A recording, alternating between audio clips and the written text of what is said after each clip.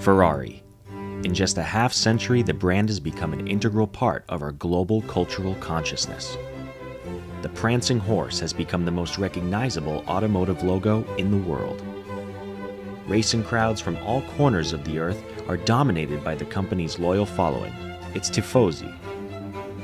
Even popular culture in America can't resist the brand's charm. Let's go for a ride, huh? What kind of ride?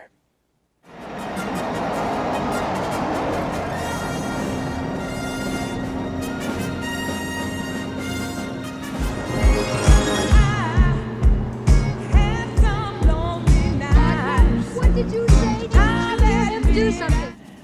I guess you really like women. Oh. A very, very distant second is a Ferrari.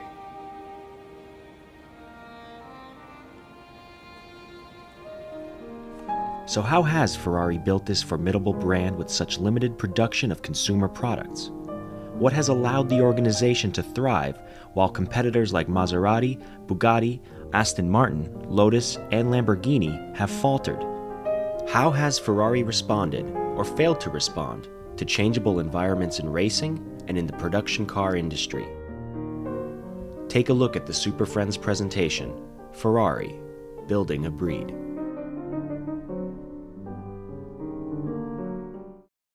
Hi, I'm John D'Elia. With single-minded determination, Ferrari built his eponymous company into one of the most revered automotive brands in the world. His methods were unorthodox, sometimes fueled more by emotion than by reason. But his passion helped create the mystique that defines the Ferrari brand. Today, that mystique is a critical market differentiator, a significant contributor to Ferrari's enormous financial success. But profitability was a secondary concern to Enzo. His focus was on the success of his Formula One racing team. This is a critical distinction to acknowledge when measuring the organization's effectiveness. Enzo Ferrari was born in 1898 to a working-class family in Modena, Italy. At the age of 10, he attended a race in Bologna with his father and discovered a passion for racing that would define his life. He began his racing career as a driver, achieving moderate success. Following a victory in 1923, he was presented with the nose art of the famous World War I Italian flying ace, Count Francesco Baracca. Baracca's mother asked Enzo to display the logo on his race cars, and the most famous automotive emblem in the world was born. Eventually, Enzo realized that his talent was for management, not for driving. By the 1930s, he had built a large, efficient network throughout the Italian racing community, which he leveraged to sign an innovative and coveted deal with Alfa Romeo. Under the agreement, Enzo would assemble his own team to develop and run Alfa's race cars, with financial and technical support from the Alfa factory.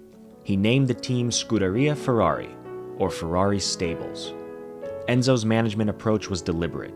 He drew from his expansive network to recruit highly skilled drivers, engineers, and technicians. His presence in the organization was unmistakable. He demanded perfection and was uncompromising in his principles. Scuderia Ferrari was instantly successful. Building on the strong foundation it inherited from Alfa Romeo, the team won 8 of 22 races in its first season. By 1933, the success rate grew to 27 of 39 events. By 1939, Enzo wanted to try his hands as a constructor and identified an environmental shift that presented an opportunity to grow his manufacturing capabilities. World War II. He invested in new equipment and arranged a deal with the Italian government to build auto parts and mortar shells for the military. When the war was over, Enzo had his factory, and he identified another opportunity to profit from an environmental shift.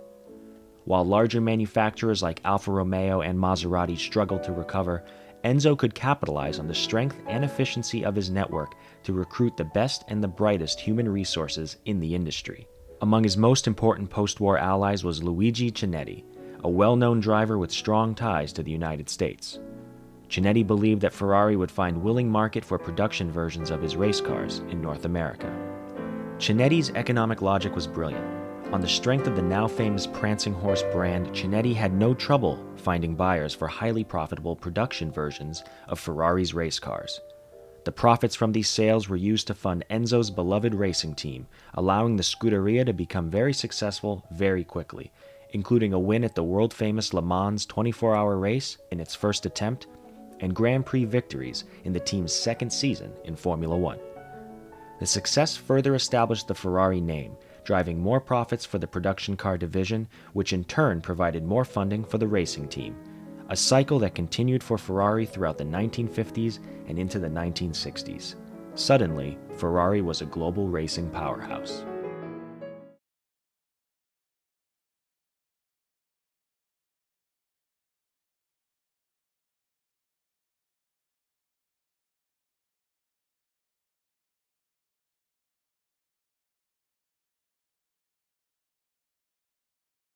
By the mid-1960s, Ferrari was a global racing powerhouse. But as the company grew, its environment evolved, and Enzo failed to respond to its increasing complexity with an appropriately complex structure. This inaction led to a decline in performance for both the racing and production car divisions. But ironically, it seemed to inspire an even more loyal following. Despite his managerial missteps, fans responded to Enzo's unwavering principles and uncompromising standards. Previously, Grand Prix teams, factory teams, campaigned chassis and engines of a single make. In the 1960s, a new breed of racing team developed, a group that Enzo disparagingly referred to as garagiste. These teams built their own chassis, but shared a common engine, the Ford DFV. This cooperative effort created economies of scale for Ford, allowing the company to supply garagistes with competitive engines at a fraction of the cost incurred by the traditional factory teams, like Ferrari. These savings allowed the garagistes to focus more resources on chassis development, which quickly led to a significant competitive advantage. Enzo refused to follow the trend, insisting that the garagiste approach was an insult to true racers. In the production car arena, the divergence between race car and production car design principles grew with each passing year. Through the mid-50s, race cars were essentially high-performance versions of their road-going brethren. But by the 1960s, race cars were becoming more specialized, and consumers were demanding more comfort. Because of Enzo's minimal focus on the production car division, it had trouble keeping pace with customer tastes. This problem was exacerbated by Enzo's stubborn refusal to compromise his standards. While competitors were offering more and more options, Enzo offered none. If you purchased a Ferrari in the 1960s, it was offered in red, period. Enzo's refusal to compromise led to a long period of stagnation, including an 11-year drought in the Formula One World Championship between 1964 and 1975, and a 21-year drought between 1979 and 2000. But his principled commitment to his race cars cemented his position as a racing icon.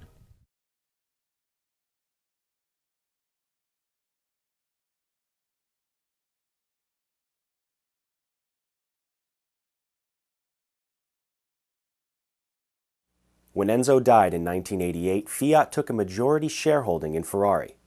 The acquisition was a bargain. Enzo's stubborn adherence to his personal principles had caused difficulty for the organization, but it made his legend even more powerful.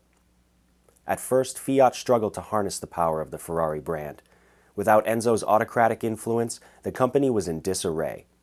Ferrari needed new leadership, which came with the appointment of Luca di Montezemolo as president in 1992. Di Montezemolo developed a new strategy that assigned equal importance to the racing and production car divisions. He made a massive investment to update Ferrari's facilities and grow R&D for the production car division. He used the advancements to develop higher quality production vehicles with more options and improved ergonomics. This new focus expanded Ferrari's appeal, but importantly, Di Montezemolo achieved the improvements without alienating Ferrari's existing customer base or abandoning Enzo's values. Recognizing the importance of the Ferrari culture and lineage, he restructured the organization to create horizontal linkages between the Formula One team and the production car division. Today, Ferrari even employs a development driver, Andrea Bertolini. As an integrator, his job is simply to ensure that the soul of the racing cars is translated to the production vehicles. Di Montezemolo also expanded Ferrari's strategy to apply its powerful brand in new arenas. In 2009, Ferrari will open a theme park outside Abu Dhabi's new Formula One track. Merchandise sales and licensing royalties now generate more than $50 million in revenue each year. Ferrari has even started selling retired Formula One cars to wealthy amateurs, usually with seven-figure price tags, while insisting that the vehicles are run and maintained in-house. Throughout the implementation of these initiatives, De Montezemolo has been careful to maintain Ferrari's aura of exclusivity. As demand increased, he ramped up production, but he has kept artificial limits on supply. There is currently a 2-year waiting list to own any new Ferrari. Some models are only available through invitation, ostensibly to prevent speculative purchase, but undoubtedly adding to their desirability. Thanks in part to De Montezemolo's initiatives, Ferrari is enjoying a renaissance. Over the past decade, profits have grown from €11 million annually to €266 million. Fiat has seen a return on its investment many times over. But remember, the most important measure of De Montezemolo's performance, at least in the eyes of Enzo's loyal tifosi, is the Scuderia's record on the racetrack. As revenue from production car sales grew, De Montezemolo was able to invest more in the racing team. He recruited the most talented human resources available, most notably reigning world champion Michael Schumacher for an eye-popping base salary of $30 million in late 1995. He built 2 state-of-the-art wind tunnels and grew the team's budget exponentially, currently in excess of $500 million per season. The results speak for themselves. In the past decade, Ferrari has claimed an unprecedented 6 Formula One Drivers' World Championships and 8 Constructors' Championships. Nothing would make Enzo more proud.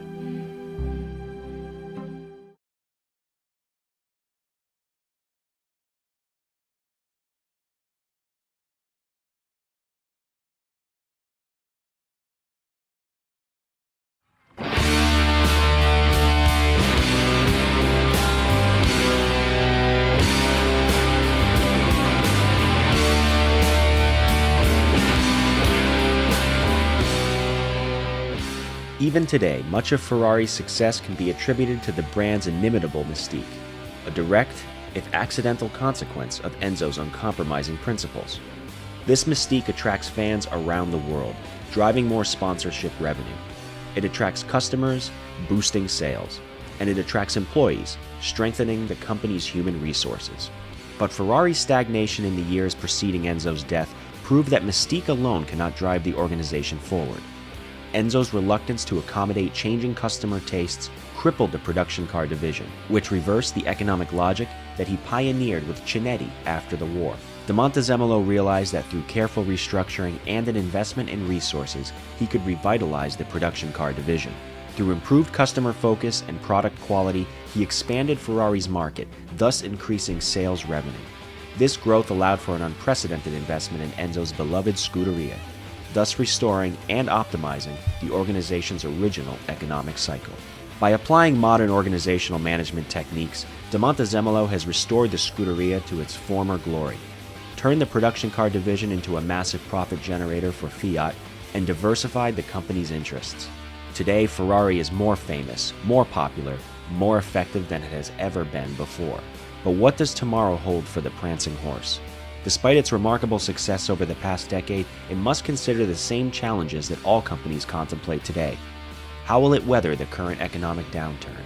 How must it respond to a heightened global awareness of environment concerns?